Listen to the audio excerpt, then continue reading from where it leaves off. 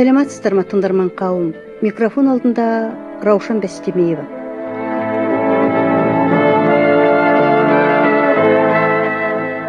Әуе толқынында облыстық телерадиокомпанияның шарапат бағдарламасы. Ардақты ағайын, әдетте халқымыз отан отбасынан басталады деп тегін айтпаған. Есейіп жеткенде халқының қалқаны болып шығу үшін баланы кішкентайынан ата-анасының қадір қасиетін білетін, туып өскен жерін жан тәнімен беріле сүйетіндей етіп тәрбиелеу басты мақсат. Бұл бағытта ән мен күйдің, өлең жырдың жөні бөлек. Бүгінде кейінгі ұрпақтың сүйіп айтатын әндерінің бірі Жұмекен Нәжімеденовтің сөзіне жазылған Шәмші Қалдаяқовтың «Менің Қазақстаным» әні. Біздің бала кезімізде радиодан Рашид Абдуллиндер, Жамал Омарова орындап жүрді. Біз сүйіп тыңдаушы едік. Бүгінде артымыздан ерген іні сіңілеріміздің де ең жақсы көретін әндерінің бірі. Негізі бұл әннің сөзі алғашқы вариантында 3 шумақтан құралыпты. Орталық партия комитетінің тапсырмасымен өзгертіліп алынған екен. Айнала қарасам, асықты жүрегім, заманға қарасам, жарасып тұр елім. Біздің ел орденді, көтерді туларын, елмен ол тербелді, тербеле жырладым. Соңғы кезде бұл шумағы алынып тасталған, тек алғашқы 2 шумағы ғана айтылып жүр. Сонымен көп айтып созбай, әдептен озбай, таяуда Саржайлы ойын-сауық кешенінде өткен Жұмекен Нәжімеденовтің 70 жылдығына арналған кешті назарларыңызға ұсынамыз. Кеш жарық, қадірлі ағайын. 20 ғасырдың ұлы ақыны, қазақ поэзиясының классигі Жұмекен Нәжімеденовтің 70 жылдығына арналған әдеби музыкалық кешімізді бастаймыз. Жұмекеннің шығармалары халқымыздың рухани байлығына, асыл қазынасына, мәдени мұрасына айналғалы қашан. Бүгінгі кеш президентіміз Нұрсұлтан Назарбаевтың Қазақстан халқына жолдауында айтылған мәдени мұра бағдарламасын қолдай отырып, асыл мұраларымызды халықтың игілігіне жарату бағытында өткізіліп отыр. Жұмекен әйгілі Нарын құмының бір бөлшегі Қошалақ құмында өмірге келіпті. Қаһарман ақын Махамбет жырға қосқан құм нарында небір дарындылар ғұмыр кешкен. Осындай киелі жерде туған Жұмекеннің бойында да табиғат берген үлкен сый, дарыны бар еді. Жұмекен ешкімге ұқсамайтын ақын еді. Ол өмірдің құбылыстарына өз көзімен үңіліп, осындай өз көзімен деген жинағы да бар. Не туралы айтса да өзінің көкірегіндегі сөзін айтты. Ол жаңашылдығымен, терең ойлылығымен ерекшеленді. Ол не туралы жазса да мәнеріне келтіріп, айызын қандырып жазды. Ешкім айтпаған ойды айтты. Жұмекен дәулескер күйші еді. Ол күйлердің астарында жатқан жеңілдігі көбіктей, тәттілігі шабыттай, ауырлығы табыттай құпия сырларын аша білді. Оның күй кітабы деген жинағы біздің төл әдебиетіміздің философиялық пайымдылығын тереңдете түскен санаулы шығармалардың бірі болды. Қадірлі көрермен, бүгінгі кешімізді жыр мен күй кешін осы Жұмекеннің күй кітабындағы күйлерден бастайық деп отырмыз. 2 шек, бірі бостау, қатты бірі, 5 саусақ беретіндей атты бүрін, күйшінің қатты шекте қайрат өсіп, екінші бостау шекте атты мұңы. Бұл ақынның Құрманғазының Адай күйіне жазған өлең еді. Енді осы күйді тыңдайық. Орындайтын Тәттімбет атындағы академиялық халық аспаптары оркестрі дирижері, бүгінгі кешті ұйымдастыруға белсене атсалысқан, сонау Алматыдан арнайы келіп отырған Совет одағының халық артисі, мемлекеттік сыйлықтың лауреаты профессор Шамғон Қажғалиев.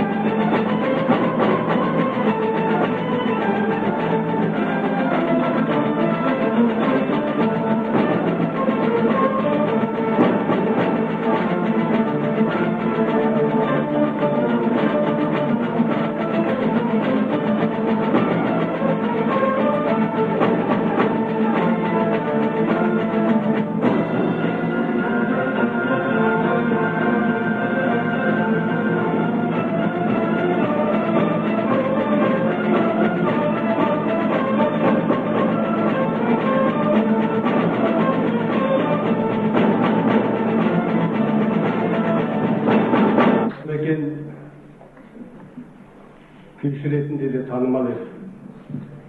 Жасырат кезінде ол Қарағандыға келіп, Шахтыға жұмысқа тұрды. Сол кезде шахтерлар көркемөнер фазали үйірмесіне қатысып, сол құрамда Мәскеудегі фестивальға қатысқан екен. Мәскеуде Жұмекен өзінің күйшілігімен Мәскеу халқын тәнті еткен. Одан кейін келгеннен кейін Алматы консерваториясына оқуға түсіп, біраз жыл сонда оқыды. Осы Жұмекеннің консерваторияда оқып жүрген кездерін жақсы білетін оның ұстазы Шамғон Қажғалиев ағамыз қазір естелік айтып береді. Бүгін Жұмекен Нәжімеденовтің ағиып, ақын, шебер күйші 70 жылдық мерейтойын тойлап отырмыз. Әдетте өмірден өткен адамды қайғымен еске сүріп жағдайда өтеді.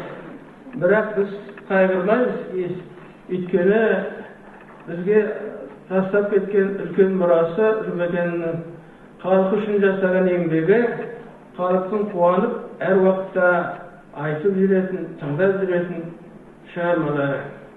Сондықтан Жұмекеннің бүгінгі тойы, мен айтайын енді, той құтты болсын дейміз. Ал енді Жұмекеннің топырағы торқа болсын, жатқан жері жат болсын, семьялары аман болсын, мұрағайлары аман болсын, нәсіп қарындасым аман болсын. Ал енді Жұмекеннің өзі өмірден ерте өтсе де 47 жасында өмірден өткен. Қазір міне 23 жыл болды, ол кісі жоқ. Бірақ та көптеген кітап жазды ол кісі. Сол кітапта барлық айтайын деген ойы, барлық жүрегінен қайнап шыққан, халыққа деген арнаған сөздері қалған. Сосын өте шебер күйші болған. Осында мен алып келдім бір пленкілерді, 9 күйді Жұмекеннің тартқан. Ал енді Жұмекен мынау Ноғайлы елінің, Ноғайлы деген Қазақстанның батысы. Ана Атырау облысында бұрынғы Теңіз ауданы, қазір Құрманғазы ауданында, Астырхан қаласының түбінде 30 километр жерде граница өтеді. Қазақ-Россия границасы. Сол жерде дүниеге келген. 10-шы класты сол жерде оқып, лек-легімен мыңдаған қазақ жастары оңтүстік Алматыға ғылым іздеп, білім іздеп ағылған кезде солармен бірге ол да келген. Келіп, Жұмекен Казгуға емтихан берейін деп келіп, тапсыра алмай құлап қалады. Құлап қалғаннан кейін жас бала, әлі кәмелетке толмаған, 18-ге толмаған. Не істеу керек? Қиналып, бір ағаштың түбінде, Алматының көп ағашының, бір теректің түбінде арықтың қасында отырады ғой. Сол кезде бір үлкен кісі келіп, әй бала, не отырсың дейді. Жайын айтады. Содан кейін жаңа кісі айтады, балам, сен онда қаймық бар. Мына жақын жерде Қарағанды деген қала бар. Ол үйге айтайын десе ақша шығып қалтасында. Сондықтан ол қаймық отырған. Далада қалып отыр ғой. Далада қалғаннан кейін қаймыққа айтады, жасы кәмелетке жетпеген бала. Сосын айтады, жақын жерде Қарағанды деген қала бар. Онда шахты бар, білесің ғой. Шахтерлар жақсы алады ақшаны. Сенің қалтаң жұқа екен. Сонда бар жұмыс істе. Бір жылда қалтаң қалыңдайды. Содан кейін Алматыға қайтып келді, оқуға түс. Кәдімгі керемет жігіт болайын деп тұрсың. Неге қиналасың деп ақыл береді. Сонымен Жұмекен Қарағандыға келеді. Қарағандыға келіп шахтаға орналасып, шахтер болып жұмыс істеп, сосын мынау сол кезде бұл 53 жыл болатын.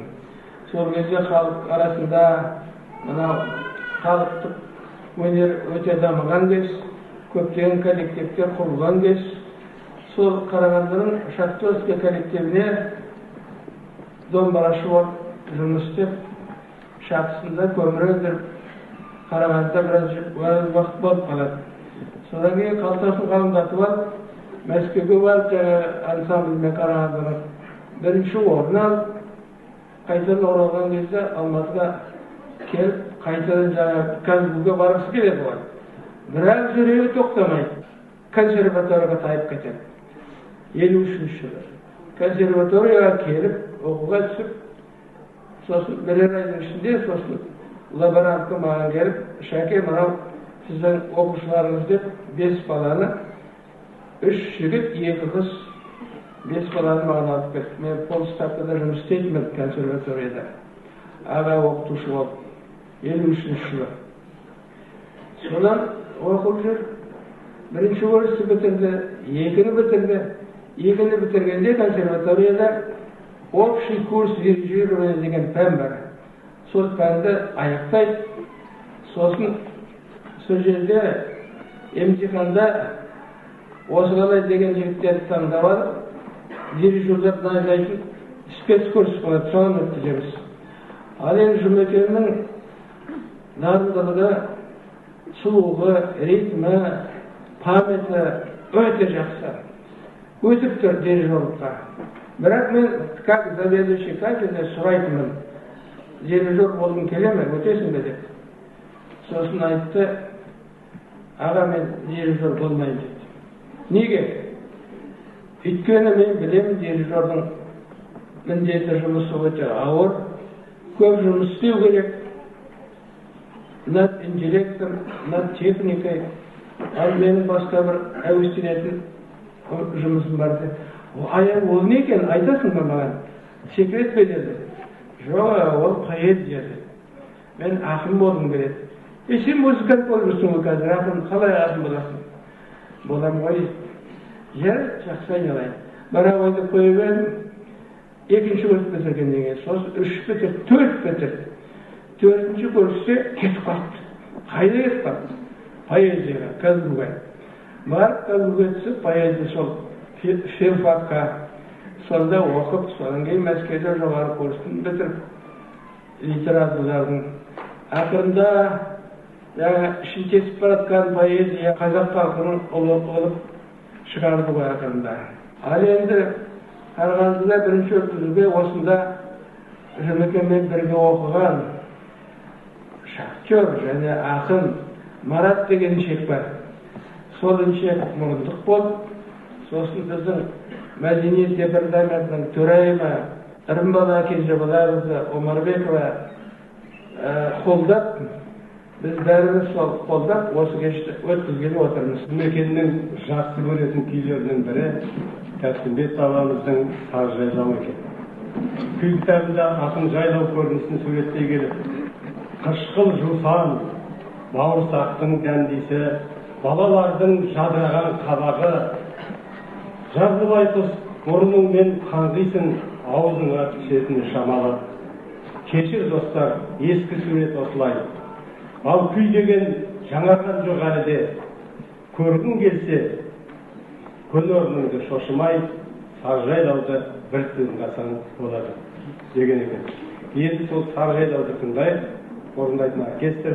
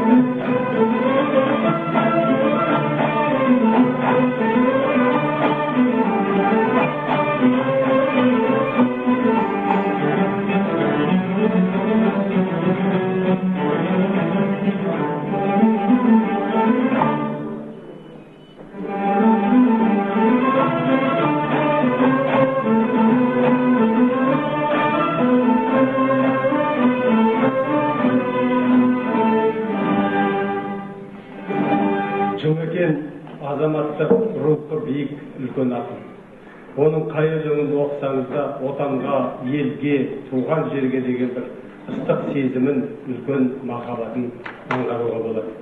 Қазір сол Жұмекеннің жырларына кезек берейік. Оны оқитындар Тәттімбет атындағы өнер колледжінің театр бөлімінің студенттері Гүлжахан Мертемірова, Жанар Түсіпова және Ерлан Алтайбаев. Туған жер, сенде өткен әрбір күнім сайран маған. Сайран керек асауға байланбаған. Суырсаң қынабыңнан қылышыңмын, балтамын тоқ бастаған, қайралмаған. Өзіңнен өзге асылдар маған тегін, өзіңмен келем толып, сәл орта едім. Күн алсам, көтер алмай ауырыңды, қойныңа тамар менің адал терім. Отан, бел балаң ем, өсейін бір шынығым, заводтарда болат дейіліп шынығып, теміруге келгенім жоқ өмірге, аулақ жүріп, ауа жұтып тынығып, жаңа ғана тәй-тәй басқан жасыңмын, сәбисімді талабым зор масқара, жаспын, бірақ жасық емен жақсана, еркелеп кеп мойныңа атылдым. Жомарт халық ол едім мен жарқын жан, әр сөзімнің қанат отқа шартылған, әр тамшының түбіне ерек балтынған. Салмақ алсам қорғасыннан сендегі, жалпыл алсам дебен сендегі алтыннан. Бүкіл әлем махаббаттан тұрады, таңғы шапақ от боп жанған ерімдер, бүкіл әлем мейірімнен тұрады, әжелердің әжім жүзін көріңдер. Жаса десе дүниенің картасын, көл орнына көз салар ем тұттынып, Алатау мен Балқан таудың ортасын, бір тал шашпен жалғар едім мықтығып, білеу қырларыңның орнына, білегімнің сүгіретін салар ем, өрпіп жатқан өзендердің орнына, қан тамырдың сүгіретін салар ем. Бүкіл әлем мейіріммен тұрады, бүкіл дүние махаббаттан тұрады, жуады ғой қатып қалған қайғыны, жаңа туған бала күннің шуағы, көрсет десе ғұмырыңның бар сырын, күн көзіне тосар едім күректі, жаса десе жер шарын, сүгіретін салар едім жүректің. Аңғазының қайран шешем күйінің мазмұнын жыр жолдарымен былайша суреттепті. Қайран шешем, аяуланам, тістедім мен тұмша жатты, салмас егер бұғаумаған бұлқынбас ем мұнша қатты, қайғырмана серттемін, бал берсе де айныман, күйім болар шерткенім, жан берсе де айныман, бұлқынбасам қаттырақ, мүшем қиып барады, қанға бермес қолымды, кісен қиып барады, жылау салса жаныма, торыққаны деп түсін, бұғау салса қолыма, қорыққаны деп түсін деп, ақын Құрманғазының атымен жырлайды.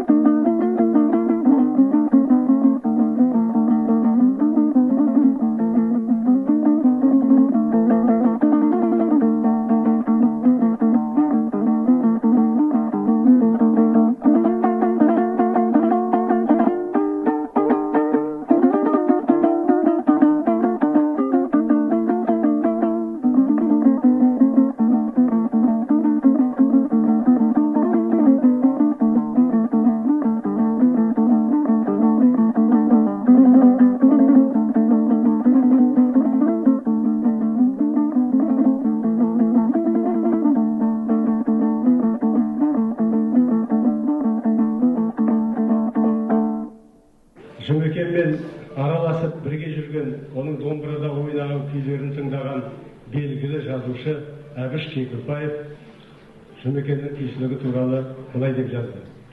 Үндемес домбырашының күйлері бірінен бірі өтеді.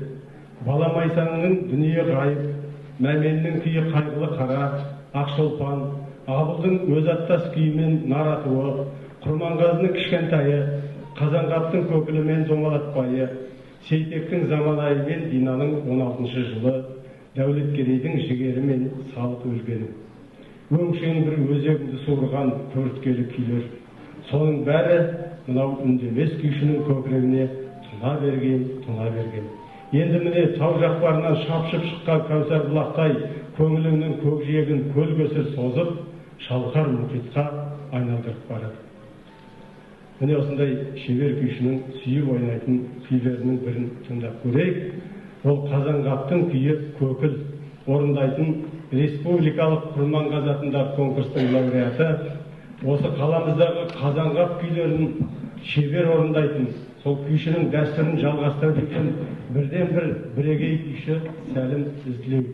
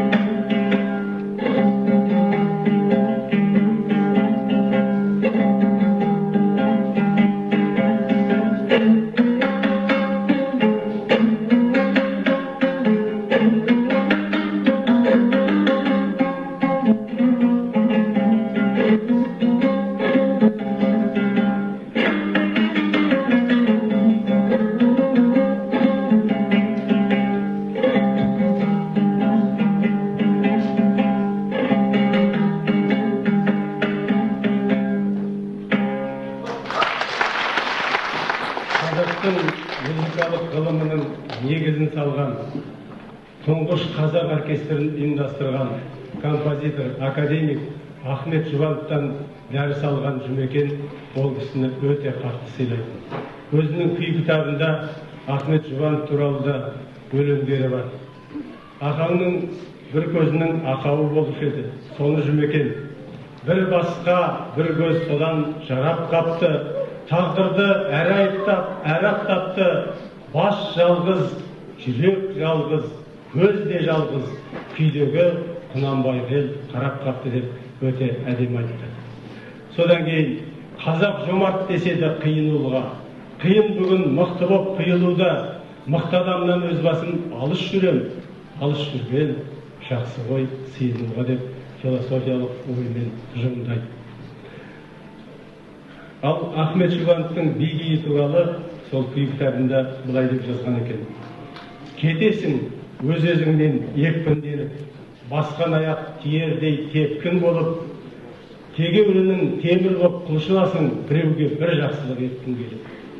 Әлсіздіктің өзінен күшаптағы ештеңені келеді ұсатпағың, кей досыңнан безгін кеп, ілік тауып, кей жауыңды келеді құшақтағың деп күйді тыңдағанда алатын әсерді әдемі суреттеген. Менің де кетті бүгін күйім жылы, күлш әсем көк күмісті құйылдырып, шашыңда әсем екен үйірілген, өткендей тас төбеңнен құйын жүріп. Тамшыдай тұнып жатса көздегендер, қайтесің мөлдірлікті сезбегенде. Шаттық жоқ бұл кешені кезбегенге, қайғы жоқ кәріліктен өзге менде деп Дина шешейдің көңіл күйін берген.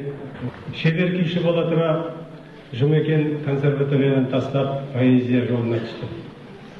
Өлеңге деген, жырға деген құштарлық бәлкім сол күйге деген құштарлықтан асып түскен болар. Белгілі америкалық дирижер Леопольд Стаковскийдің мынадай бір сөзі бар. Музыкант ақын, ал ақын музыкант болуы керек деген. Дәл осы мағынасында да түсінуге болады.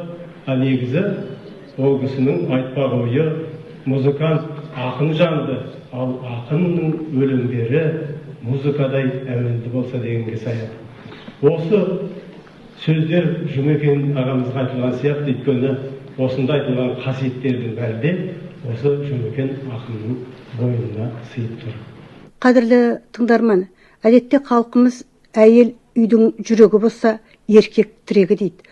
Олай болса, әйелдің де, еркектің де сол жұмысын істеп, өз мойнына арқалап атқарып жүрген азамат ретінде бүгінде ортамызда жүрген ақынның жары Нәсіп апайға сөз кезегін берелік. Ойдың өзі қазақтың кең даласының бірінен басталып жатыр. Жұмекеннің 70 жылдығы. Егізі күйшінің есігін құбылаға қаратып тігеді, намазды құбылаға қаратып оқиды. Солай болатын болса, Сарыарқа Қарағанды қазақтың төрі. Бұл бір жақсы ырым ғой деп тұрмын. Жұмекен еңбек жолын өндірісте, сіздерде Қарағандыда осы Сарыарқаның керемет сар даласында, кең даласында бастағаннан кейін 48 жыл өмірінің ішіндегі қалған 20 жылын Атырауда өткізсе, 28 жылын Алатау бауырында өткізсе, бірақ жылын Қарағандыда өткізсе де, бүткіл өмірін өткізгендей болып тұр. Сондықтан мен сіздің осы жерге Қарағанды жерінің мен келіні болып есептелем. Атыраудың қызымын сұралайсыз. Қызым, маған сұрақ қой. Апай, сіз қандай әсер алдыңыз?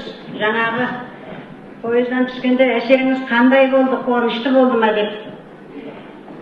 Мен пойыздан түскенде менде қуанышта, өкініште бірдей болды. Менің өкінішім осы сіздердің құрметтеріңізді, Арқаның ұлы даласының құрметін Жұмекен өзінің көре алмағаны. Менің өкінішім осы. Қуанышым 70 жылдық тойын бірінші өткізіп жатырсыздар сіздер қолдап. Бірінші мен айтар едім Жұмекеннің ұлы ұстазы Шамғын ағамызға үлкен рахмет. Құрамыңыздағы мына музыканттарға, қыздарыма, ұлдарыма сіздерге рахмет айтамын. Ұлы ақын деп жатыр ғой, мына қазір енді 20 ғасырда қазақ поэзиясының классигі ұлы ақыны деп мойындап жатыр. Оның барлық 10 томдық шығармалары, прозасы бар, аудармасы бар, поэзиясы бар, сын мақаласы бар. Бәрін бір етіп қойғанда менің Қазақстанның өзіменен осы халыққа танымал болды. Өйткені Жұмекен өте терең ақын. Бұл тереңдігімен де қазірге дейін солай күрделілігімен де осы терең ақынды бұдан қанша 50 жыл бұрын Сар даланың осы Қарағанды жерінің Арқаның төріндегі ұлы қазақ Kenjin Әукебай ағамыз таныған. Шалғын ағамыз жаңа бәрін дұрыс айтты. Бірақ Жұмекен мектепте жүріп 52-53 жылдардан өлең жазған адам, ақын болып қалыптасқан адам, күйші болып қалыптасқан адам. Оның үстіне Ахмет Жұбановтан, Шалғын ағамыздан білім алды оның бер жағында. Одан кейін енді жаңағы 54 жыл біз бір мектепте оқыдық, бірге оқыдық. 54-те 10 жылдықты бітіріп, 55-те атасы қайтыс болды. Әкесінен 4 жасында жетім қалған адам, атасының тәрбиесінде болды. 55 жылы Алматыға келіп, қазіргі сол кезде оқып жүргендегі бүткіл өлеңдер хаттары жатыр. Бірде-бір үтірден, нүктеден ешбір қате жібермейтін адам. 2 күн жүріп қараса, комиссияменен жаңа қол жазған жазбашасына сіздер қате түсініп қаламай деп тұрмын. Олар білмегендіктен құлаған жоқ. Көлденеңнен сия төккен. Ол кезде сияға батырып жазушы еді ғой 55 жылдар. Көлденеңнен сия төккен.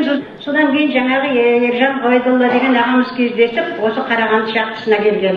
Қарағанды шахтасына келу шынында да жаңа Әукебай ағамызға кездесіп, бұл үлкен бір ұлы болашақ ақынның ұлы азаматқа кездесу бір үлкен бір тарихи бір байланыста деп ойлаймын. Қарағанды шахтасында жүріп 56 жылы Мәскеуде жаңа творческий отчет деген болды ғой. Осы Қарағанды кеншілері барат жастар, өнерпаз жастар. Өнерпаз жастардың ішінде Жұмекен Қараторғай әнін айтады, сосын бір күй тартады, сөйтіп сол бірінші орын алады. 33-34 шақтыда істейді.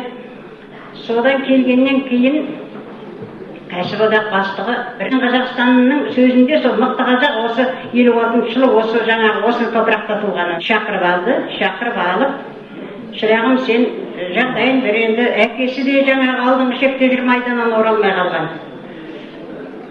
Сен бар, сен бұл мені қой, сен 1 жыл істедің, 2 жыл тағы 1 жылың бар, біреудің жалғыз баласы екенсің деп жібереді. Жұмекенді болашақ ұлы ақынды сондай жолға түсіріп шақтыдан 1 жылын аяқтатпай құжатын қолына беріп жіберген Кенжин Әукебай ағамыздың ұрпақтары отыр. Соларға мен алғысымды айтамын. Осы ұлы қазақ болмаса, кім біледі Жұмекеннің тағдыры не болатыны? Ақын болар, бірақ дегенменен де осы дәл Сарыарқада осындай үлкен той өте ме, өтпей ме? Енді өтуі де мүмкін. Өйткені мына әдебиетшілердің Марат Азбанбаев деген осында өзі мамандығы басқа бола тұрса да Жұмекенді зерттеп, үлкен зерттеушілердің, сыншылардың істемей жүрген шаруасын істеп жатыр. Марат, айналайын, көсеген көп өрсін, үлкен рахмет айтамын, Жұмекеннің аруағы қолдап жүрсін. Одан кейін осы кешті ұйымдастырып жатырған айналайын Ырымбалаға рахмет айтамын. Осы отырған жастарға, өнер адамдарына, барлықтарыңызға, Жұмекенді оқитын оқырмандарына, барлықтарыңызға да рахмет айтып, алдарыңда басыйым. Басында ақын Жұмекен Әжімеденовтың шығармаларын, оның Қарағанды шахтасында еңбек еткен жылдарын тілге тиек еткен мақалалар облыстық орталық Қазақстан газетіне шыққан болатын.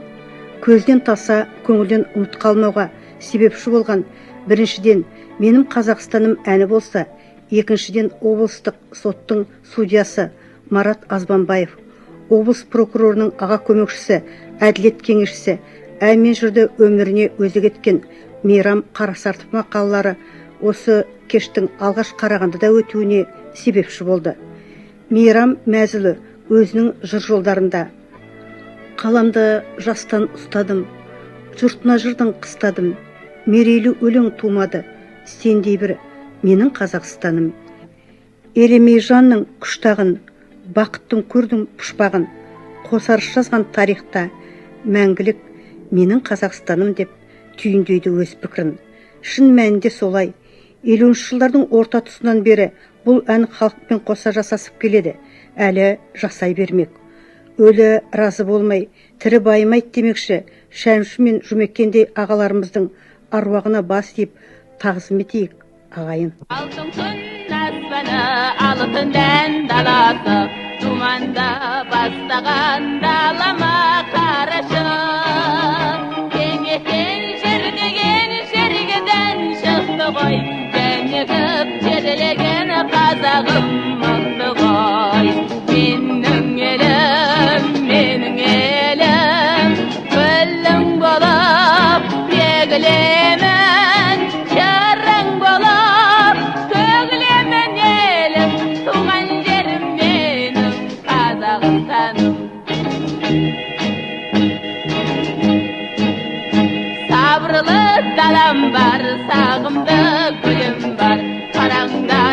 Аңдар осындай елім бар, қарсалған уақытта ежелден осындай, біздің ел бақыты, біздің ел осындай. Менің елім, гүлің болып, егілемін, жарың болып, төгілемін елім, туған жерім менің, Қазақстаным. Алтын күн аспаны, алтын дән даласы, думанды бастаған далама қарашы. Теңнен жергеден шықты ғой, дәнегіп терелеген қазағым мықты ғой. Менің елім, гүлің болып, егілемін, жарың болып, төгілемін елім, туған жерім менің, Қазақстаным. Менің елім, гүлің болып, егілемін, жарың болып, төгілемін елім, туған жерім менің, Қазақстаным. Сіздердің тыңдағандарыңыз Саржайлау ойын-сауық кешенінде өткен Жұмекен Нәжімеденовтің 70 жылдығына арналған мәдени шарадан репортаж. Жүргізген ақын, Қазақстан журналистер одағының, сондай Қазақстан композиторлар одағының мүшесі Тілеуғасы Бейсенбеков. Сау, сәлемет болыңыздар.